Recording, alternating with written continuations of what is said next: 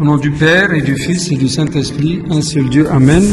On continue notre voyage dans l'épître de Saint Paul aux Romains. Le premier chapitre nous parlait de la bénédiction pastorale et comment Dieu va juger chacun selon ses œuvres. Il parle du jugement de Dieu, comme on a dit, aux nations selon leurs œuvres. Le jugement est toujours selon les œuvres. À plus forte raison seront jugés les Juifs, que eux-mêmes, ils connaissent la loi, ils connaissent Dieu, mais ils commettent les mêmes péchés. Alors, si tu commets les péchés, mais que tu n'as pas de loi, peut-être tu seras plus excusé que celui qui a la loi et qui commet les mêmes péchés. Alors, ce chapitre-là nous parle de ces 5 sujets. Le premier, c'est l'affaire de juger les autres. C'est pas bien. Pourquoi? Parce que Dieu est le seul juste juge. Donc, les premiers 3 versets nous parlent de juger les autres. C'est pas bien. Ensuite, de 4 à 11, il nous parle du jugement de Dieu lui-même. 12 à 16 nous parle de la conscience et la loi. Conscience en face de la loi. La loi, c'est pour les juifs, mais pour les non-juifs, on va parler de ça tout de suite. De 17 à 24, c'est le jugement des juifs. Parce que eux, ils avaient la loi, ils avaient les prophètes. Et finalement, de 25 à 29, les Juifs qui comptent sur la circoncision, on leur dit quoi? La circoncision ne justifie pas. Alors, la première partie, c'est juger les autres. On va lire ensemble. Toi donc, ô homme, qui que tu sois, qui juge, tu es inexcusable. Tu n'as pas d'excuse si tu vas juger. Tu n'as pas d'excuse si tu vas juger. Car en jugeant les autres, tu te condamnes toi-même, puisque toi qui juges, tu fais les mêmes choses. Tu commets la même faute et tu juges. Alors tu as ajouté à tes fautes une faute, c'est le jugement.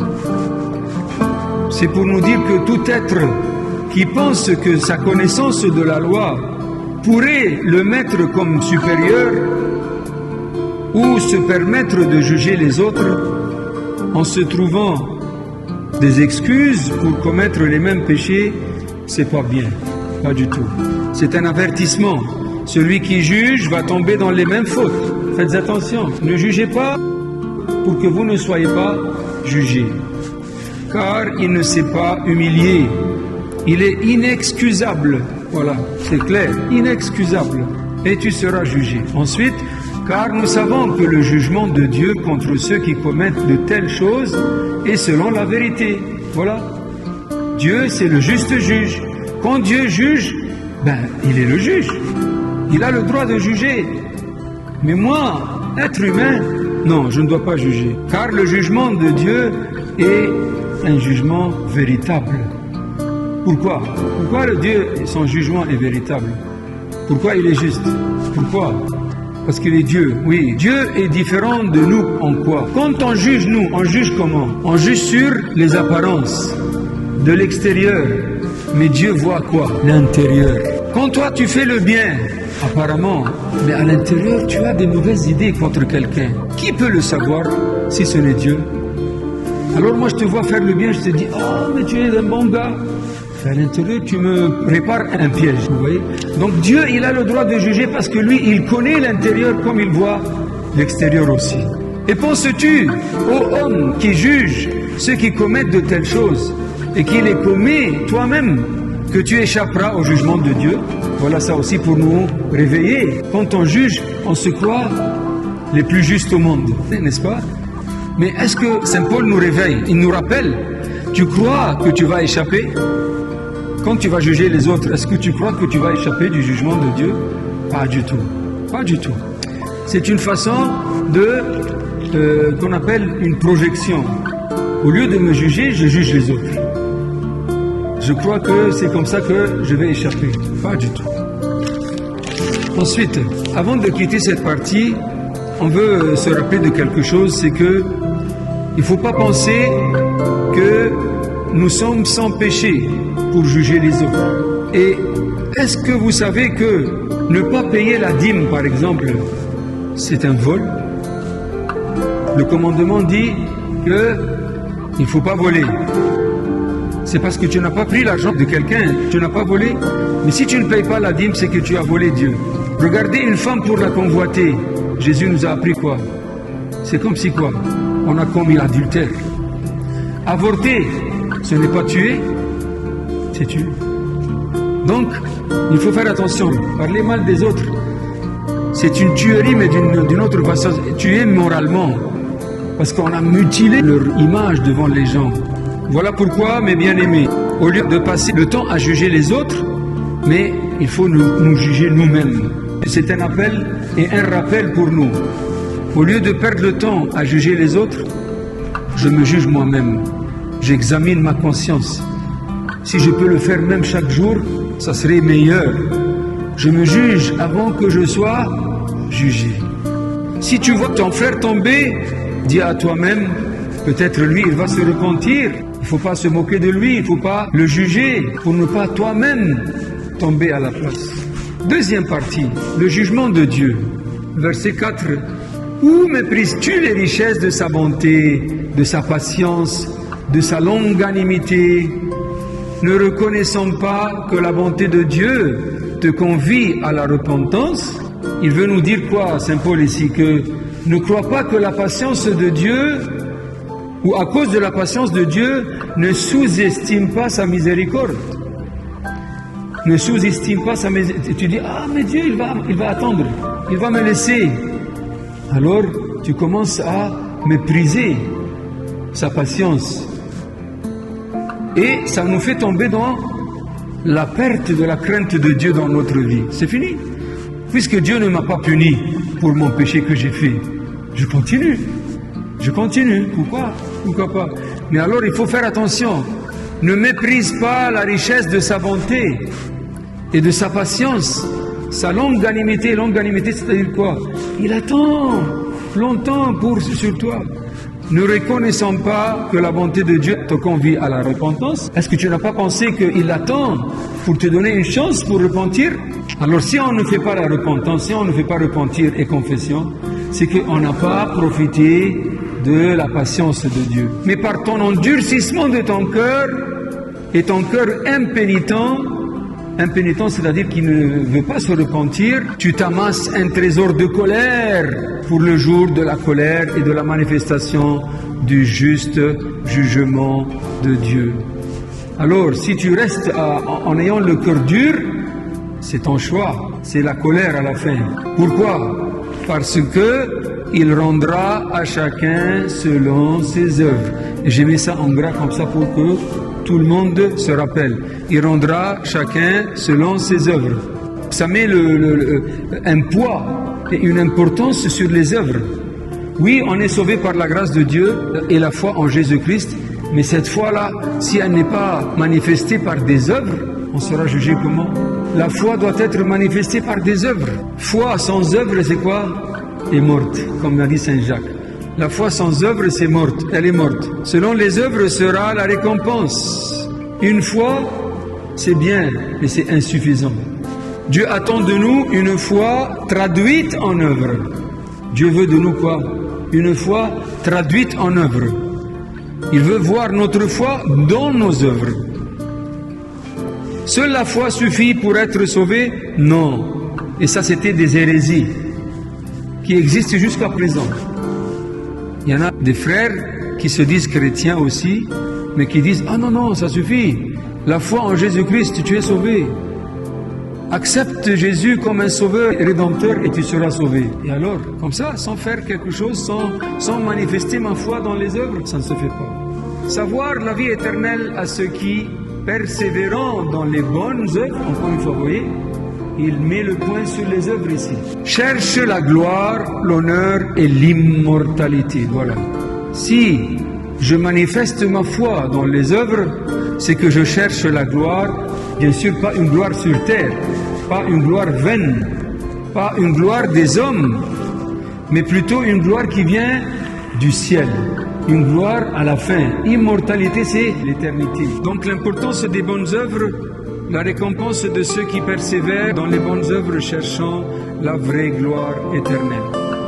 Ensuite, le verset 8, « Mais l'indignation et la colère aux disputeurs et à ceux qui sont rebelles à la vérité et qui obéissent à l'injustice. Parce qu'il y a des gens qui n'arrêtent pas de se disputer, hein, et qui sont rebelles à la vérité, ils n'acceptent pas la vérité, qui obéissent à l'injustice. Mais la foi, c'est quoi? La foi, c'est obéir à qui? À Dieu, à ses commandements. Mais si tu obéis à l'injustice, si tu vas derrière le mal, c'est que tu ne montres pas une bonne foi. La cause du mal, toujours, est l'éloignement de Dieu. Rebelles, voilà. Les rebelles, ce ne sont pas des gens qui veulent s'approcher de Dieu, les rebelles. Au contraire, rebelles à la vérité, c'est-à-dire ils refusent, ils rejettent la vérité. Par contre, la foi, c'est l'obéissance à la vérité. Au lieu d'être rebelle, c'est obéir à la vérité. La source de bonté. Ensuite, l'affliction et l'angoisse à tout homme qui fait le mal. Aux Juifs d'abord, puis aux Grecs, je vais lire le suivant.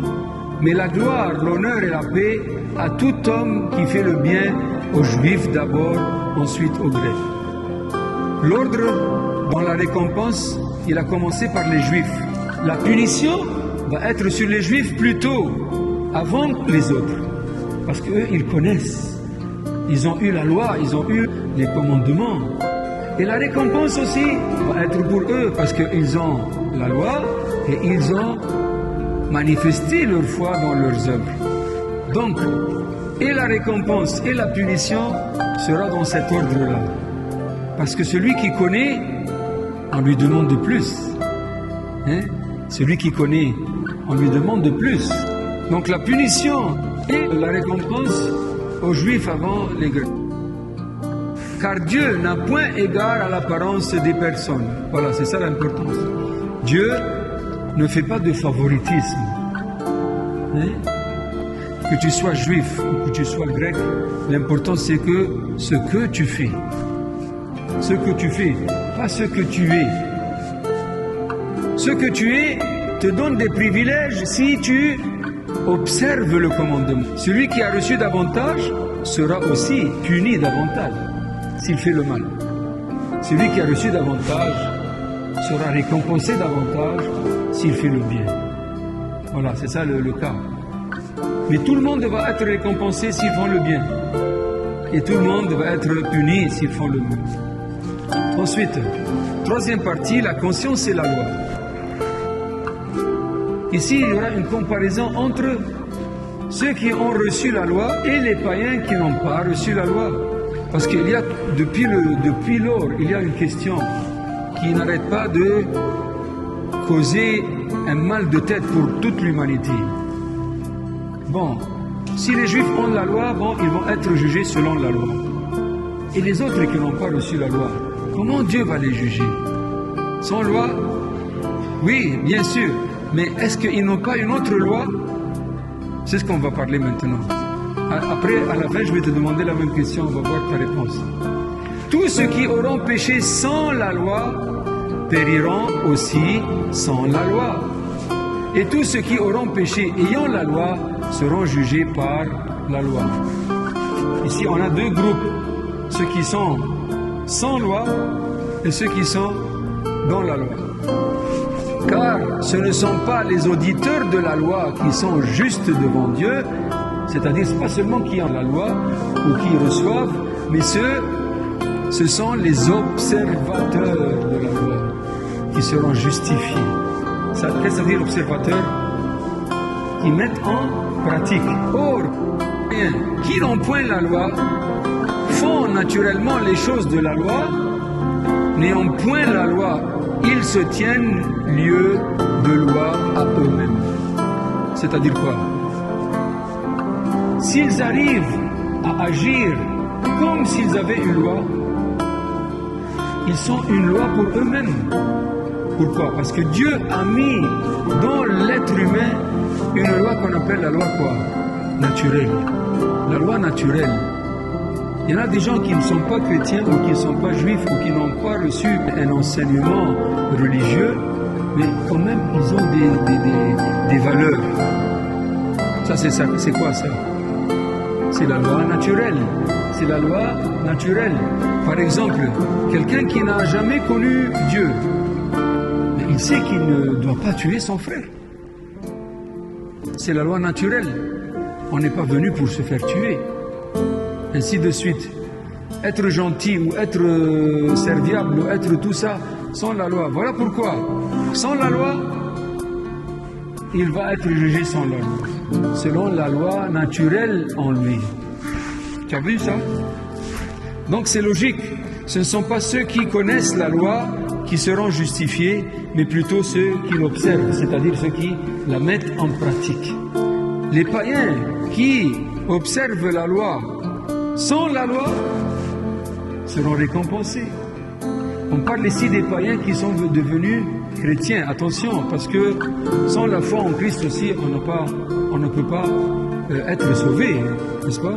Ensuite, ils font voir que ce qui est prescrit par la loi est écrit dans leur cœur. Voilà, c'est la loi naturelle. Leur conscience, c'est ça la loi naturelle. La loi naturelle, c'est quoi? C'est la conscience. On dit ce monsieur-là, il a une conscience éveillée ou une conscience vive. Et celui-là, il a une conscience morte. Il se permet tout, le mal pour faire aux autres. Leur conscience leur rend témoignage et leurs pensées les accusent ou les défendent. Donc il y a des pensées qui accusent et des pensées qui excusent. N'est-ce pas? Ceci paraîtra au jour auquel Dieu jugera les actions secrètes des hommes par Jésus-Christ selon mon évangile. Finalement, que tu as la loi de Moïse ou que tu as la loi naturelle, le jugement sera selon quoi? L'évangile de Jésus-Christ. Est-ce que tu as compris un peu? Donc, soit que tu es juif et que tu as reçu la loi de Moïse, ou soit que tu étais païen, tu avais la loi naturelle. Le jugement sera selon quoi? L'évangile de Jésus-Christ.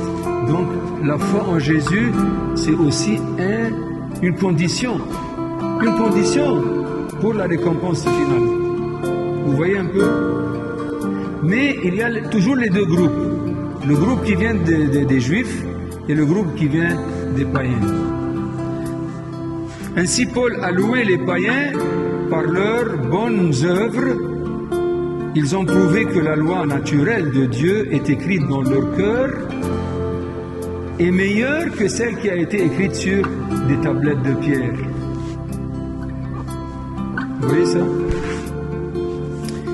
Donc leur conscience leur rend témoignage, comme la loi de Moïse rend témoignage pour les Juifs.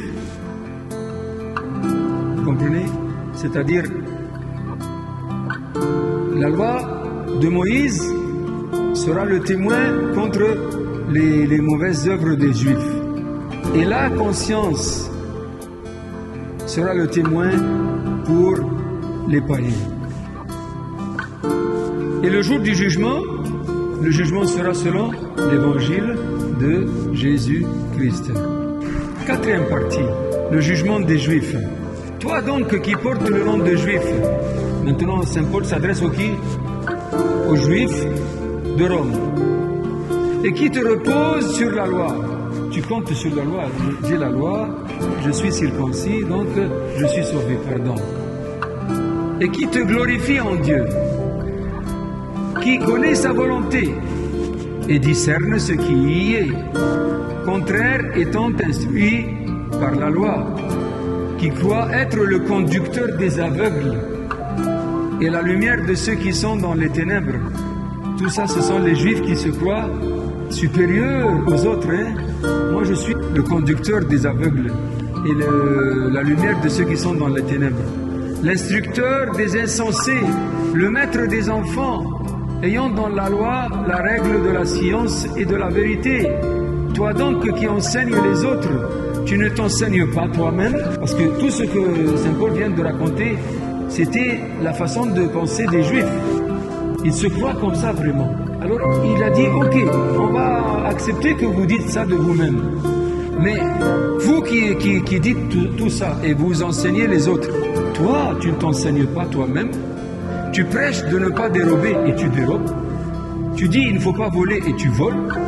Tu dis il ne faut pas tuer et tu tues. Ce que je veux dire ici avant de laisser, les aveugles ici ce sont les ignorants. Les ignorants, les aveugles, c'est pas forcément ceux qui ont perdu la vue, mais ceux qui ont perdu la connaissance et l'enseignement. Et les enfants sont les gens qui sont de petite connaissance. Et les gens qui sont dans les ténèbres, c'est qui? Parce que lui, il dit, tu te crois lumière pour ceux qui sont dans les ténèbres, ce sont les païens.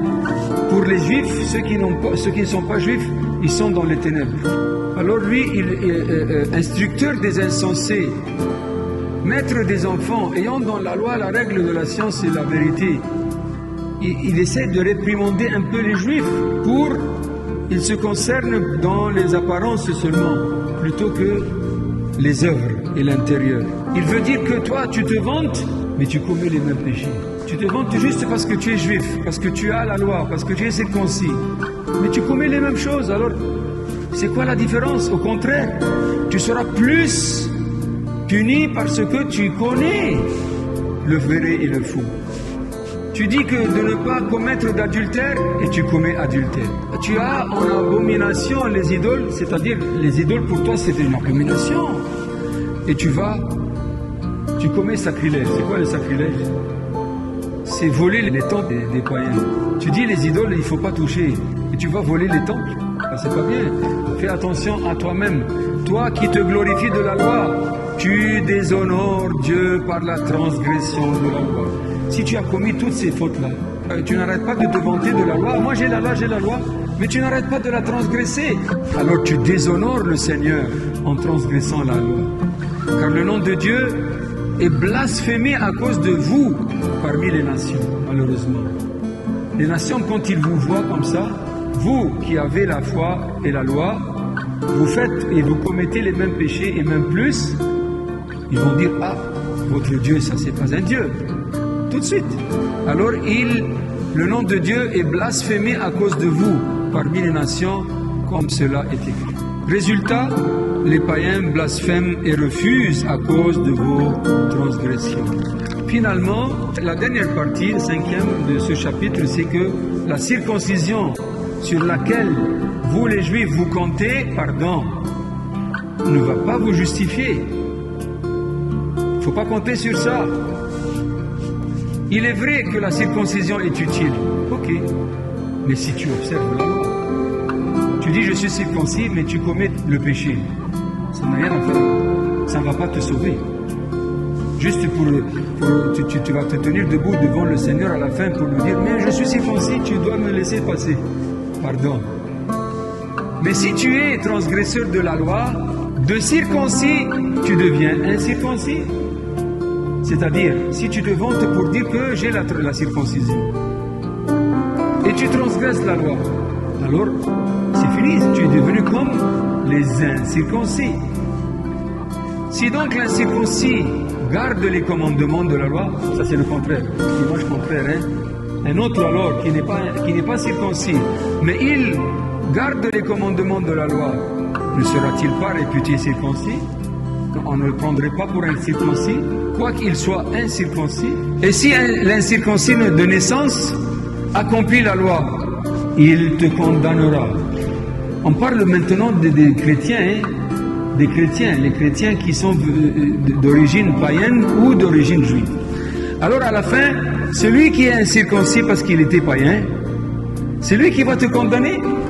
Parce qu'il a observé la loi. Toi qui, avec la lettre de la loi et la circoncision, tu es un transgresseur de la loi. Alors ça reste toujours les œuvres. Ici, c'est l'importance des œuvres. Juifs profitent de la circoncision s'il observe la loi. Le juif profite de la circoncision s'il observe la loi. Et un païen qui observe, c'est comme un juif qui est circoncis déjà. Et le vrai juif, ce n'est pas le juif qui a la circoncision de la chair, mais plutôt la circoncision du cœur. Qu'est-ce que ça veut dire la circoncision du cœur? C'est quoi la circoncision du cœur?